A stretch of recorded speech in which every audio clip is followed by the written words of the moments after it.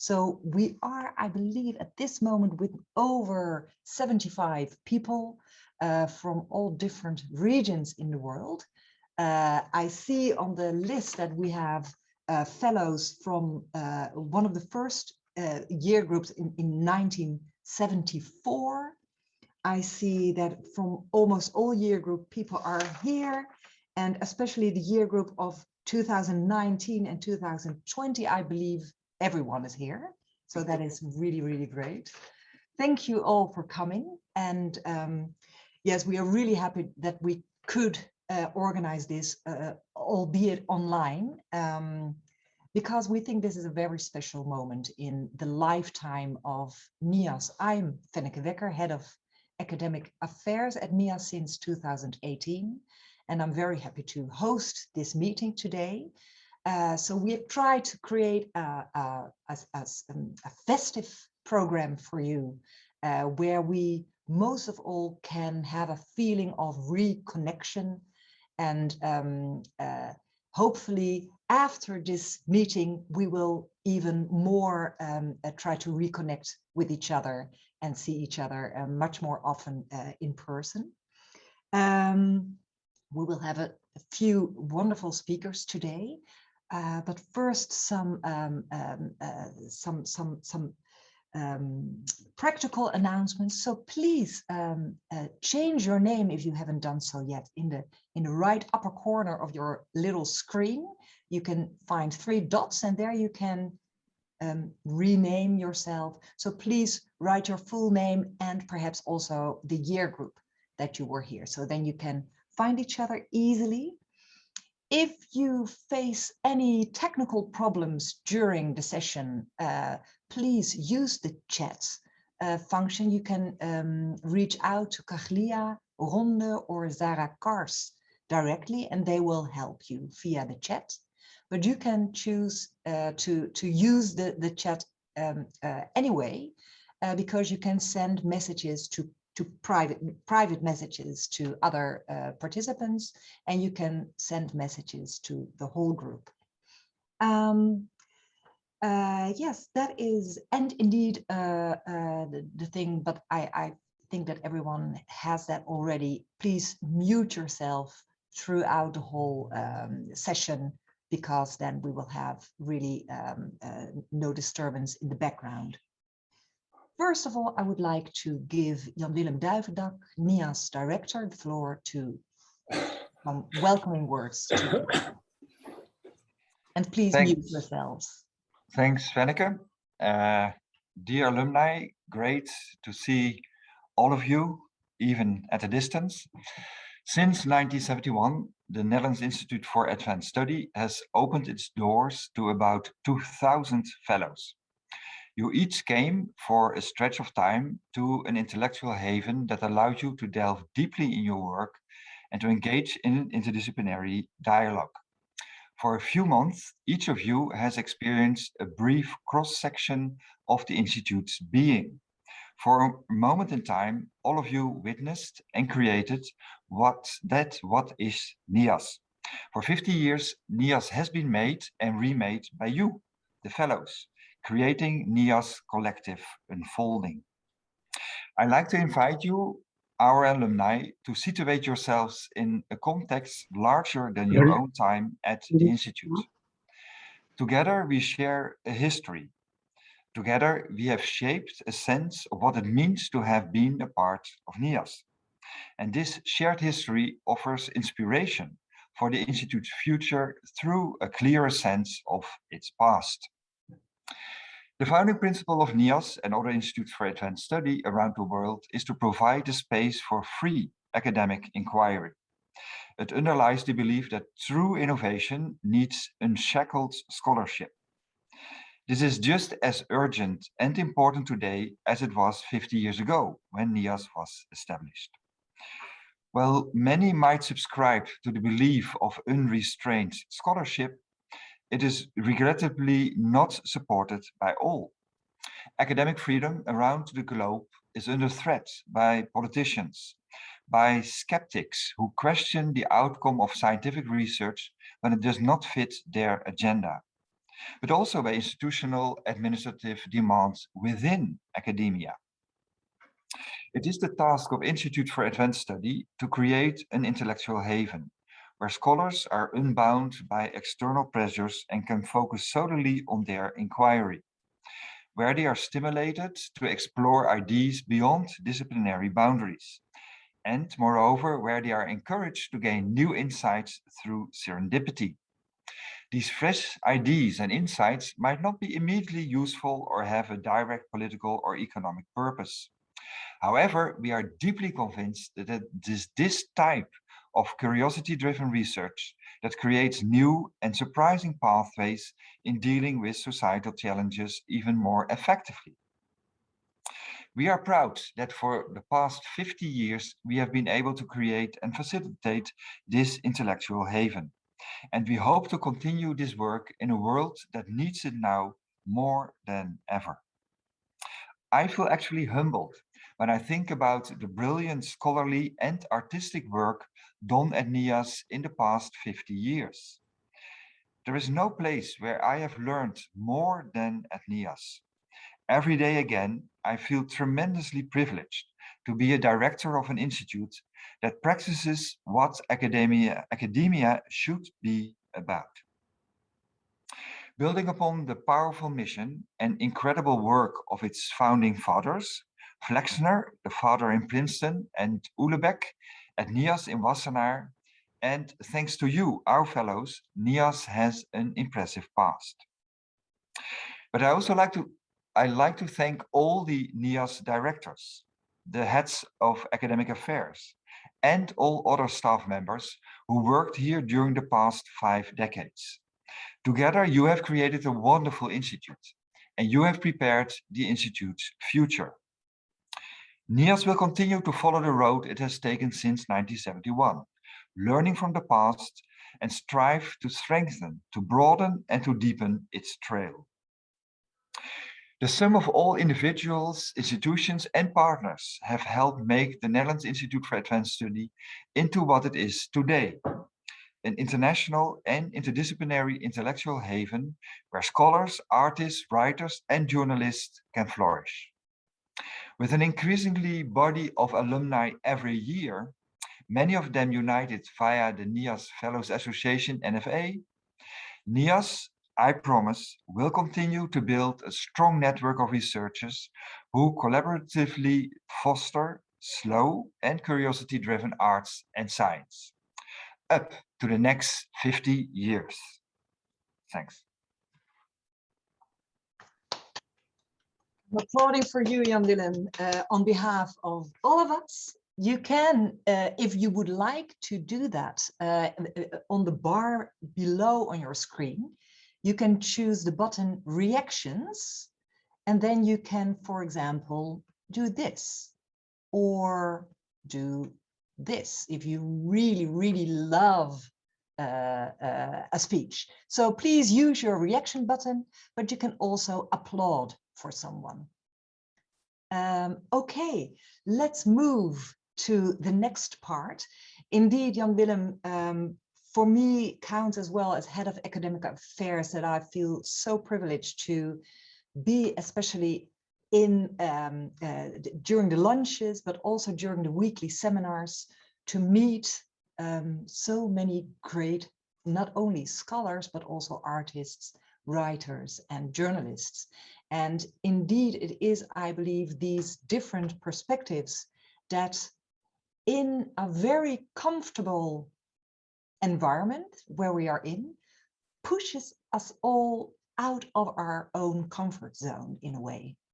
And I believe that is one of the most beautiful things that this institute is providing us still after 50 years, that we are able to really think out of the box together. And this is the reason why we have asked one alumnus, David Mitchell. We could have asked you all, you understand that, right? Because you are all very special and brilliant. But we chose to invite David as a writer in residence. He was a writer in residence in the year 2005, 2006. And he has been working during his residency on the book, which was afterwards an award-winning book, The Thousand Autumns of Jacob de Zoet. And David Mitchell was also twice shortlisted for the Man Booker Prize. And in 2007, I think it's not a coincidence that that this was right after your NIAS residency.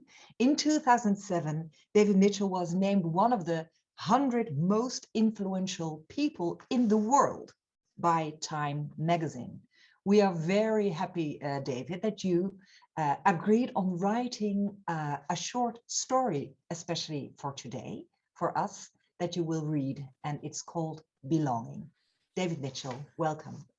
Oh, well, thank you so much, Fenneke, and I must say thank you to Jan Willem and your colleagues Zara and Kalia for facilitating and for organising this wonderful occasion.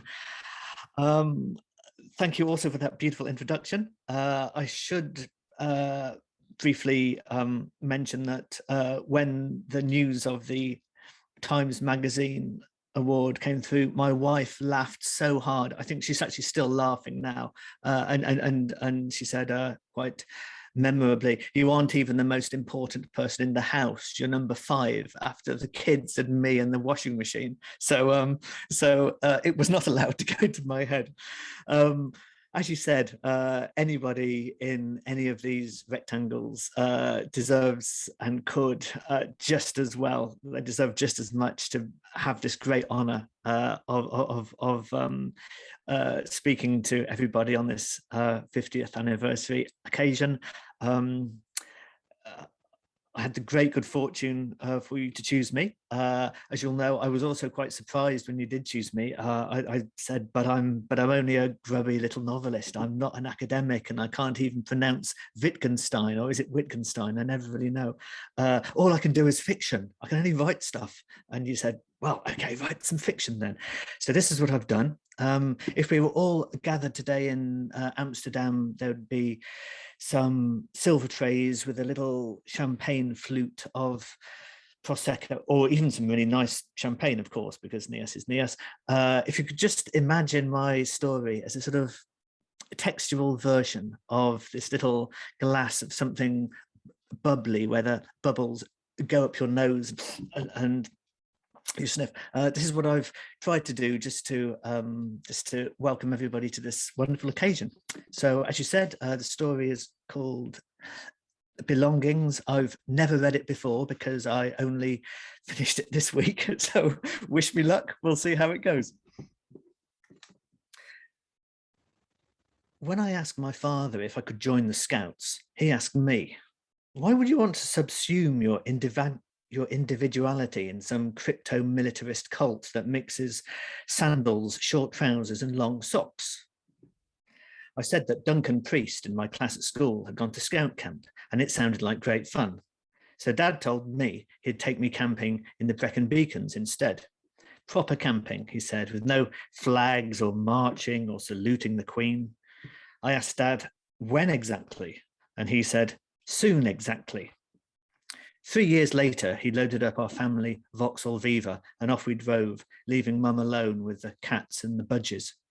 Somewhere in Monmouthshire, Dad took a shortcut off the beaten track, up a mountain, and soon we weren't on any track at all. Dad said the map must be misprinted. When he tried to turn the car around, its rear wheels got stuck in a boggy ditch. So he walked 3 miles to a farm where the farmer wanted £10 to bring out his tractor. Dad tried to haggle him down. The farmer said, try asking Davis at the pub then. So we walked another couple of miles to the pub where Davis wanted £20 to take up his Land Rover. Back at the first farmer's house, the price had gone up to £30. Night was falling, rain was falling. We were footsore and Dad's argument tank was empty. Our Vauxhall Viva was soon pulled free by the tractor, but the axle was bent and now the engine wouldn't start. So we walked back down to the pub where we stayed the night in an upstairs room. Dad told me I'd learned a priceless lesson about creative improvisation when the best laid plans go awry. It was cold. Dad snored. Mice were having orgies in the walls. I thought of Duncan Priest cooking bacon over campfires at Scout Camp, sizzling, spitting, crispy bacon. I woke up alone, cold and aching. I found Dad outside. He was smoking. Sheep bleated in the drizzly Welsh mist. So, said Dad, I have a bit of news. What news? I asked. News about the car? About your mother and I, said Dad. I do apologise. That was a digression before I even got started. But on the bright side, my parents' divorce meant that I was now free to join the Scouts. Within a month of Dad moving out to Coventry, I acquired my beret, my neckerchief, my toggle, and the handbook of the International Scouting Movement. Common knots, semaphore flags. Do you know your Morse code? Save lives with mouth-to-mouth resuscitation. I drooled, dear fellows, I drooled. All those badges waiting to be earned and stitched onto my sleeve. Pictures of my brother Scouts in South Africa, Hong Kong, Japan, New Zealand. I was inducted at the village hall where our pack met on Thursdays. Unfortunately, my mother was unable to attend due to a Barbra Streisand film being on TV on the evening in question. So my pledges of allegiance were witnessed by my pack, the Scoutmaster, Mr. Henshaw, and his newlywed young wife, Charmaine Henshaw. I didn't know the word incongruous yet, but that's what Mr. and Mrs. Henshaw were.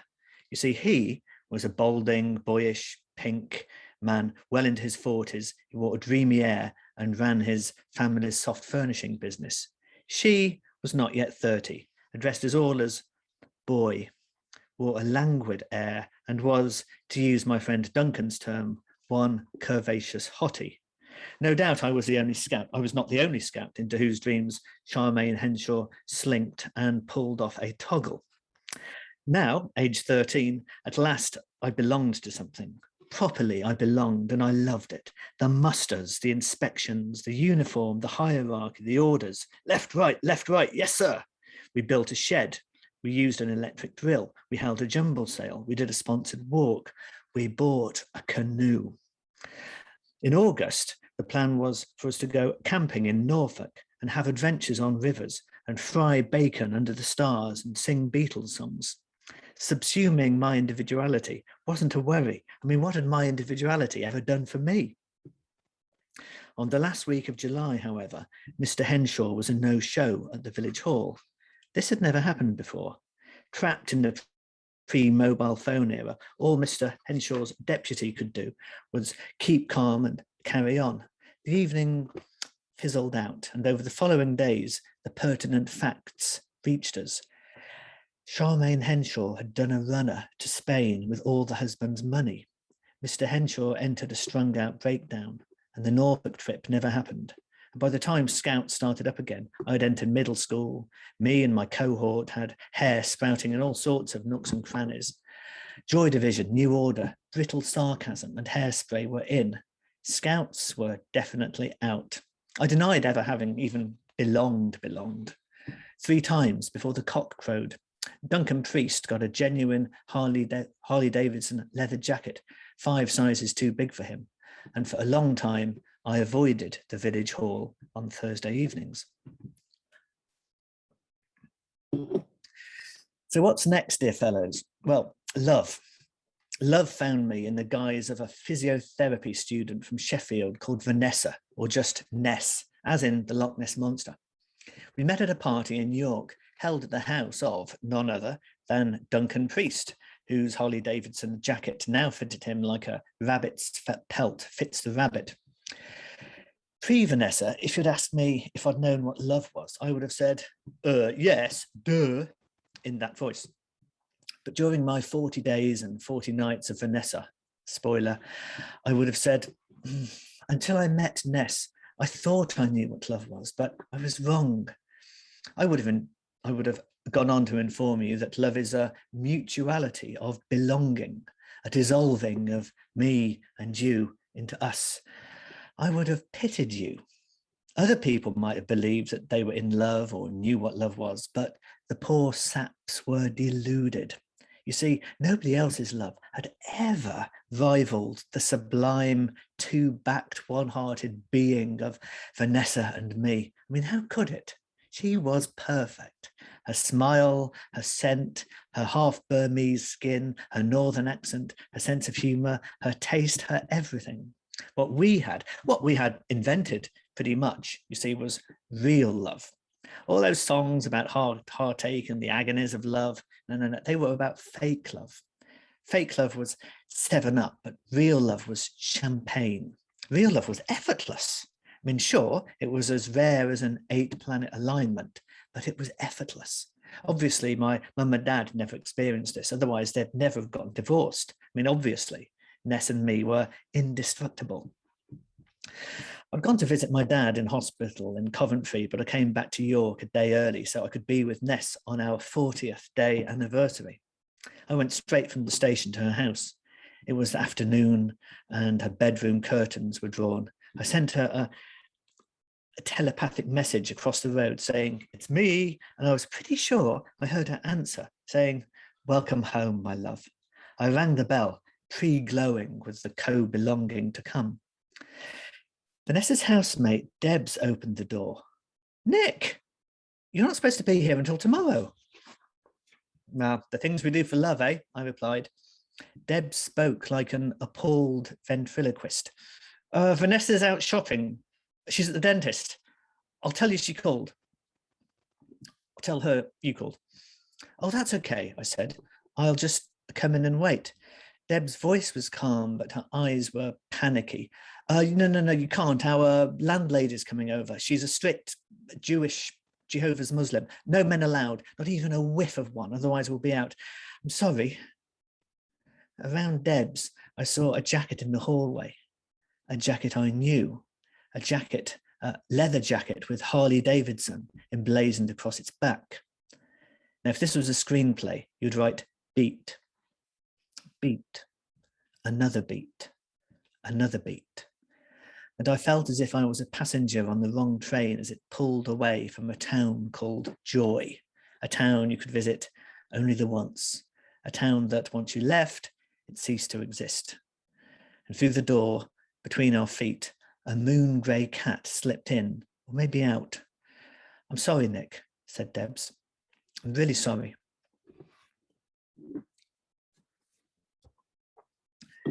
When Freddie was born, I was a seething top 20 of emotions and sensations.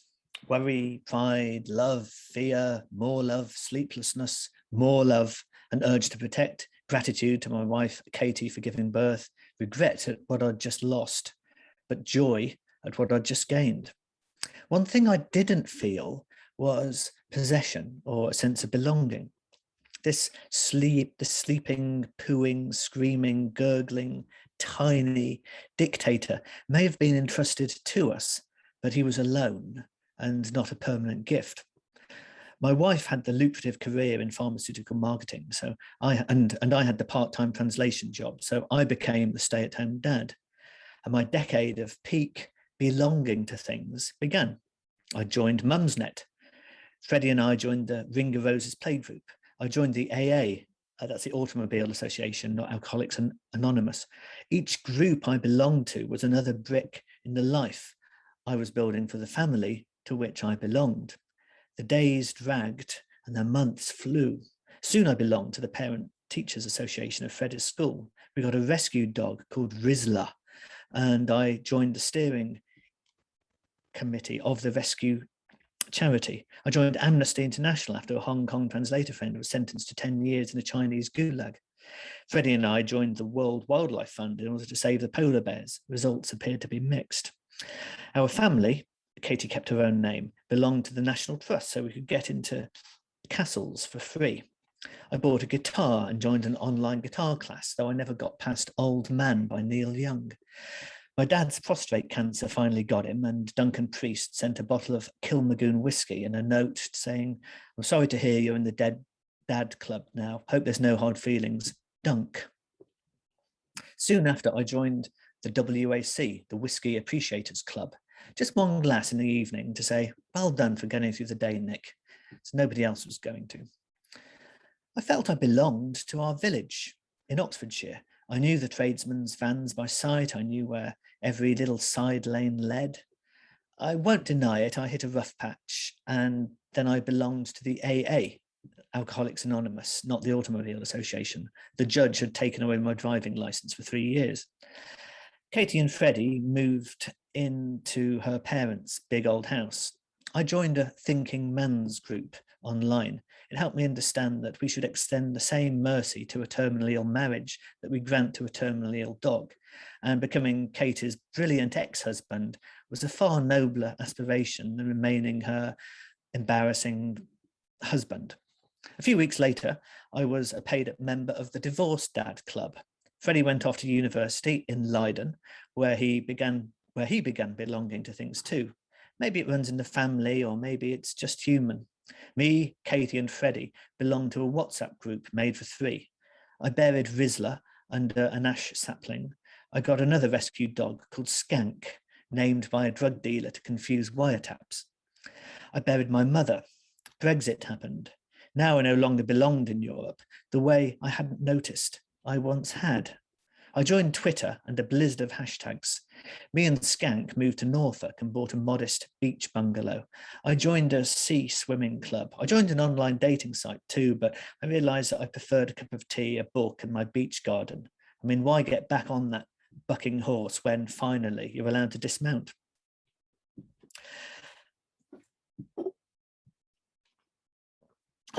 Not long ago, Skank and I returned from my evening dip to find my modest beach bungalow on fire. Not a bit on fire, a proper Godzilla blaze with flaming tentacles punching out the windows and doors and twisting up through the roof. A fire that whooshed, groaned, crackled and vomited oily black smoke into the rose and honey sunset. That popular hypothetical question, what 3 objects would you save from a burning building, did not apply. Even at 50 yards, the heat was shoving me back. My Skoda was parked alongside the house, and at some stage, the petrol tank was going to catch, and I wasn't about to risk my life for a 2004 Skoda. Calmly enough then, I called the fire service. The operator asked if anyone's life was in danger. No, I replied. The operator asked if the fire might spread to a neighbouring property. No, I said. My house stands in splendid isolation. The operator told me that a fire engine would be with me in about 30 minutes and asked me to stay at a safe distance from the blaze. Will do, I said, and sat on my driftwood bench at the corner of my rather notional garden. Skank put his doggy head on my thigh. I scratched his ear. Possibly the fire was caused by an electrical fault, but its speed and ferocity suggested an accelerant had been poured through the letterbox by a Twitter anti-EU antagonist whose willingness to execute his threats I had grievously underestimated. Hi, Nick, someone was saying. Are you okay? Enter my unflappable New Zealander neighbour, Bridget. Yeah, I said. Skank's here too. Have a seat. Well now, quite the towering inferno, said Bridget. It's the bonfire of belongings, I replied. Stay in my old caravan for a bit, said Bridget. It won't take you long to move in. We watched the fire consume my Blue Note vinyl collection, my memory foam mattress, the inflatable beds that Freddie and his boyfriend pumped up when they came to stay, my old Scout toggle, my crystals hanging in the window, my tomato plants, my laptop, Freddie's old Lego Man collection, my tub of never-ending hybrid granola that I topped up whenever it's nearly empty, Mum's old cuckoo clock, my passport, my guitar, a signed edition of Katie's latest cookbook, a pouch containing Freddie's umbilical cord, leaflets from all the castles of all our family visits, my toilet brush, my sandalwood Buddha, an unopened airport-sized fruit and nut Toblerone, all those wires, connectors and gizmos I'd never quite dared discard, the kitchen drawer where batteries, garden twine, clothes pegs, whiteboard markets and rubber bands lived, my old wedding ring, which would probably survive, my French edition complete Victor Hugo, which definitely wouldn't, a dozen DVD box sets I bought from Amazon when DVDs were a thing, but which I'd never got round to watching, 30 years of bank statements, all my AA paperwork, 10 boxes from Mum's house, which had just sat in the back room since I'd moved them in. I didn't know what was in them, and now I never would. Boom went a petrol tank, the pitter-patter of tiny bits of raining Skoda. So how are you feeling, Nick? Asked Bridget. My answer took a while to form. Free. You're a clever bunch, dear fellows. You'll have your own ideas about belonging, drawn from your own lives and from ologies and ossophies that I've not even heard of. You'll have spotted that while I use the word join and belong to interchangeably, actually join is a mere act contingent upon meeting certain qualifying criteria, while belong is an ongoing state imbued with an emotional current, ideally an alternating emotional current. One can perhaps overbelong and one can underbelong, but wherever, whoever, and whatever we choose or are chosen by to belong to, may our belongings nourish us as the days sprint by and the years accelerate by even quicker. I recommend a dog. That's it, folks. Thank you for listening to that. I hope the bubbles got up your nose in a pleasant way. That was extraordinary. Thank you so much. You're too kind. You're too kind. I really would like to. You even got a heart by Willem Duyvendak, and that is really special. Thank you. Thank you for my heart. That was beautiful. So yeah, such a rich glass of champagne. Oh, I'm blushing. I'm literally blushing. Not one type of drink, I would say. It's like I've tasted a lot of different drinks in 10 minutes. Thank you so much. You're welcome. Yeah, so we have a little bit of time for some questions and answers from your side. So I would also like to invite people who are with us to use on the ribbon below with under the reactions button. You can also find the raise hand bar. It shows like this, and it sticks in your screen. And if you do this, I can see that you want to raise a question to David, or to just be engaged in the Q&A. That's fine. If you would like to say something, don't be shy. Yeah, so the first thing that I wanted to say is that the whole topic of belonging that you touch upon in your story has become so important during the last couple of years, but I believe perhaps even longer, because at NIAS we really noticed that many of the fellows from different perspectives, from as many backgrounds as there are worlds in this universe, are dealing with issues of belonging from a personal background or a personal perspective, but also in law or in language or in culture, material culture, social sciences. It is really a topic that has this interdisciplinary angle, and where you can really start exploring what belonging means. And this is also a reason why I'm really happy that you wanted to touch upon this topic, because this is actually also something that we hope to do now. Because NIAS for us, and we hope it is the same for you, is really a space where everyone here, all the alumni, belong to. And it is an international network that we really hope to foster and to make stronger, and to give a sense to each and every one of you that you belong, and that we can help and let each other grow and thrive. I see that Alicia has a question, David, for you. Alicia, please go ahead. Yes, hi Fenneke, good afternoon or good morning everyone, depending on where you are. And thank you very much, David. This is great. My question would be, so you touched on the topic of belonging from several different perspectives. And I was wondering whether in drafting a story like this, you start out intuitively and then proceed linearly, or whether you take it as an essay. So you have the topic of belonging and then you try to make mental maps and draw out all possible connections and then try to weave your narrative so that it sort of touches all the cases you wanted to touch. So more Sure. of a structured approach. Thank you very much.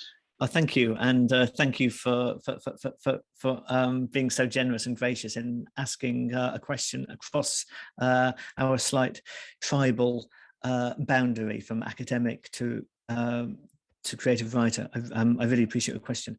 I'm not really a short story writer. I'm a novelist. I can't do a lot in less than 10,000 words or so. Each time I tried to put together a collection of short stories, because I've written a few down the years. It happened again just a few months ago. I thought I'd give myself an easy book by bundling together my short stories for my publisher and just sort of panning it in and writing a few more. And I just found I couldn't. I need about 30 pages to feel as if I've really gotten going. So this genre of this form of the short story, it's not for beginners, and it's closer to poetry than it is to the novel, which is a longer, looser, baggier, more forgiving form. So I don't really know what I'm doing, and that's the truth. With this one, I said to NIAS, sure, I'll write something on this subject of belonging in October. Back in June, and inevitably I slightly left it to the last minute, and it was about 2 weeks ago, and thinking, well, I better do something now, because the fellows will be tuning in and I don't want to waste anyone's time, and so the pressure was useful. It grew out of one of these other short stories that I'd like to sort of do something with one day. The character Nick was the protagonist in a short story I read about 10 years ago. I always wanted to go back to him. That was about his divorce, but I was thinking, what about his backstory and what might happen after the divorce? So I just thought I would do, I thought about the things we belong to, this urge to belong, where it comes from, what it might be for, how we can belong to things without quite knowing we belong to it, or without noticing. Like Nick doesn't really notice that he belongs to the family that he's in with his mum and dad until that's gone. So the idea that he wanted the Scouts, I was in the Scouts as a boy, that was attractive. So I had about 5 ideas. And I thought, let's try and make each one a mini story with its own narrative arc, beginning, a middle, end, hopefully a surprising ending, and put them back to back and hope that they have enough electricity for them to be a pleasurable listening experience to the fellows. It's not much of an answer, but on the whole, I cobbled it together as I went along, although I did have a sketchy plan from the outset, which is actually how I work, even if I'm writing something that's 250,000 words long. It's a combination of those. I have a sketchy plan and I make it up as I go along. I can't remember which American writer. He has a beautiful metaphor about driving at night. He can see what's at the end of his high beam headlights. You can see that far, but you can't see what's beyond that until he gets to that. I'm a little bit like that, although I suppose I also have a map half open on the seat next to me, and so I can kind of see roughly where I'm headed. That's I see that there are 2 more questions, David, from Anne and Liz. Please, Anne, go ahead. Hello, hi, Anne. David. We were at Wassenaar together. Do you remember? Yeah, I do. It's lovely to see you again. Yeah, great. I work on dementia and language. And one of the things that stands out in that interaction is, of course, as memory starts to disappear, that people actually feel they are lost. They are, in other words, they're feeling they're not belonging. And I wondered whether when you were writing this story about belonging, whether you had any feelings about memories, because when Nick's house burns down, you says, you know, Nick feels free, right? So he's lost tangible memories, but of course not the memories in his head. I wondered if that crossed your mind when you were writing the story. Thanks for your question.